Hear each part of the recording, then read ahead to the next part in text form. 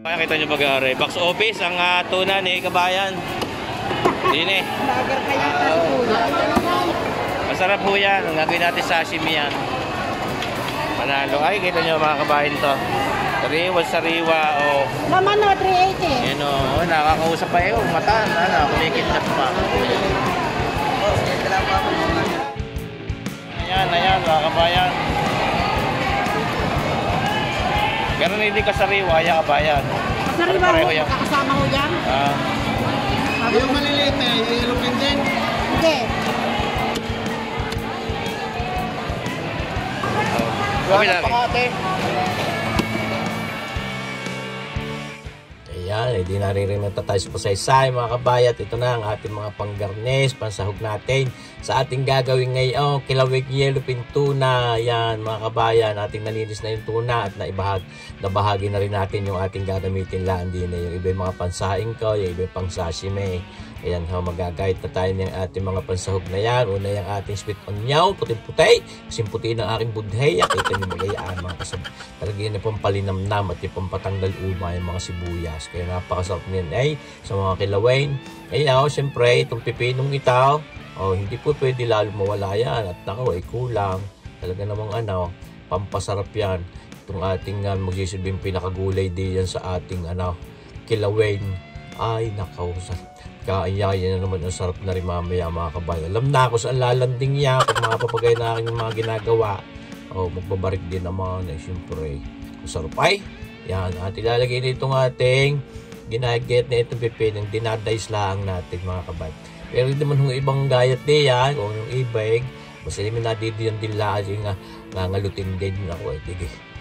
Madudurog din niya mga kabayan. Tama lang ang sukat, huwag masyadong malalaki. Ngayon, meron din tayong bell pepper na gagamitin. Yan ho. Talaga namang naghanap pa tayo ng mapulang-mapula para maganda ang kulay. Ayan.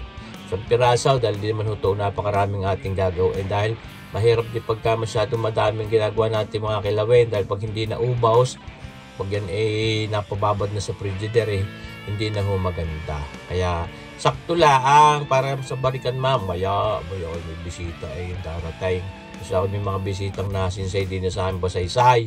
Ako nagpe-prepara lagi mga kabayan. Ating gagawin din lang itong ating bell pepper na itaw, mapula, puyang-puya. At yan yung pampabango din at pampasarap ng ating mga kilawing isda. At ngayon nga yung ating yellowfin tuna, ang paborito kong isda mga kabayan. Lalo pag pang sashimi, panalaw.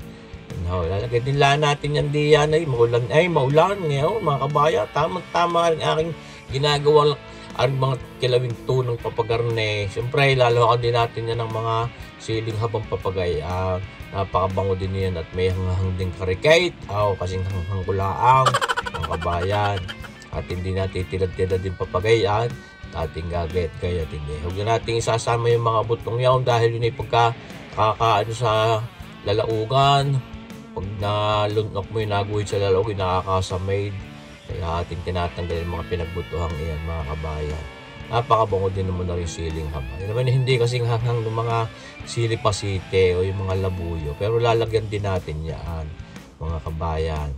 Ito na yun namang magagarnihan mga pulutan. Ako, panalo sa mga bariking mga hindi brown, mga hard, mga brandy, mga whiskey. Panalo aray. Sabi ko sa'yo. Lalagyan lang din natin siling manghang yan. Ako nga para kompleto yung hanghang. Hindi rin naman maganda pag sobrang hanghang. Nagagalit namin ng mga kabarikan. Aray, hindi yata gustong ipalantakay. Hanghang na hanghang. Kaya saktuhan lang yan. Tansyado na natin yan mga kabayan. Siyempre, hindi po pwedeng mawala din itong ating luya. Siyempre naman, ating pipinupinuhan nila ang gayat na para hindi nahihiramin. At napakabango din naman yan sa kilawin. Mga kabayan, yung ating luyang yaan. Talagang ako yung naglalaway na ginagawa ko pala ang aray. Mga kabayan. Kaulan na panahon. May bagyaw. Sana naman hindi na lumakas. Balita ako ayos sa Portos isang linggo daw mag-uulan. Huwag naman. Ano pa makakapag-ride. Sumursi pa. Gagamitan natin ng pampaala. Di ang ating Himalayan pink salt na yan. Para sa sila lang karikate. Siyempre naman mga kabayan. Yan how. Tapos siyempre, pagkatapos niyang ating asay na yun. Meron din pamintang, papagarne. Kita nyo, dami-dami para mas mabangaw at mas masarap. Yung ating kilawing yellowfin tuna. Kabayan. Ano yung aking sistema, mga kabayan? Maaaring kayo may mga inyo din mga sistema. Siguradong masasarap din. At itaw, dalawang klase pong gagamitin ng pampaasim diyan. Yan ha, mabango itaw, lemon. Ulay dilaw na yan. Napakabango din naman yan. Pero, hindi po pwedeng hindi ko rin yung pipigan ng kalamundeng-mundeng o kalamansi. Yan ho. Dahil iba rin ho ang ano niya sa kilawin. Napakabango din at napakasarap din ang asim niyan. Kalamunding na yan. Kung tawagin namin din sa Batangas. May kalamansi. Ng kabayan. At tantsahin din lang natin dahil hindi rin ho maganda yung mga kilawin isdang gayaan.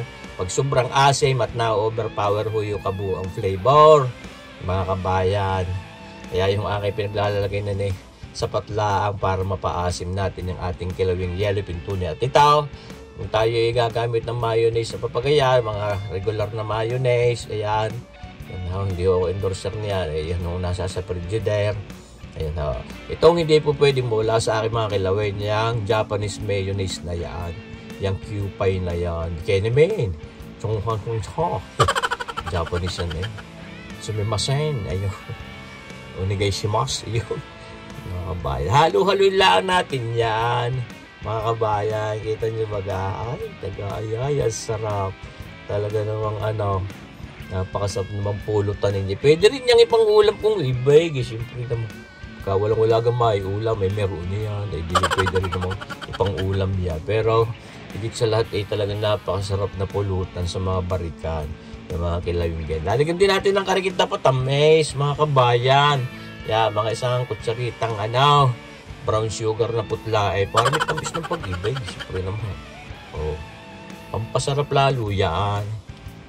Pampatanggal din ng tuse. Pagka minsan napapaasim, pang neutralize natin yan. Yung ating lalawakan na ng ating tuna. Yan Dinat-guide ko na dinice ko ng papagaya. Medyo chill na huyaan.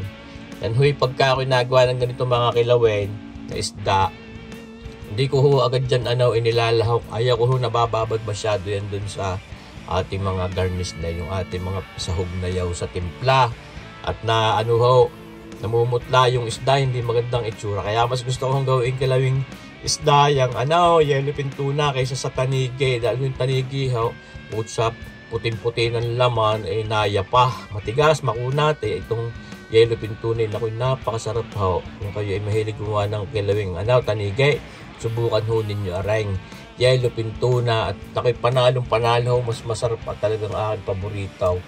Then, siyempre, pang sashimi din ay panalo. Yan. Tumusan ko ng karikit at nasagay, panalo talaga ang sarap. Baka mapahiya sa lalantak mamaya pupulutanin namin.